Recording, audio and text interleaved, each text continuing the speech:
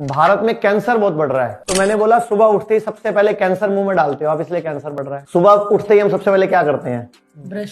Brush में जो toothpaste use होती है उसके ऊपर कभी पढ़ा है उसमें लिखा क्या हुआ है? SLS, sodium lauryl sulphate.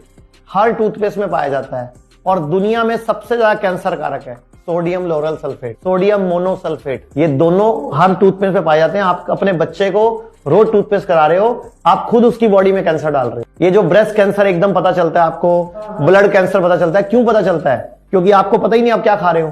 Toothpaste में सबसे ज्यादा कैंसर करने वाला SLS है, सोडियम लोरेल सल्फेट। कितना करिए ब्रश फिर? दंत मंजन, दातुन करो, हल्दी और नमक से करो, वापस आ जाओ। हल्दी और नमक से दांत? हाँ सर, आप दांत देखना चमकेंगे, कभी बीमार नहीं पड़ोगे, कभी डेंटिस्ट के पास जाना पड़ेगा। अच्छा, किसी जानवर को आज तक टूथपेस्ट करते देखा है?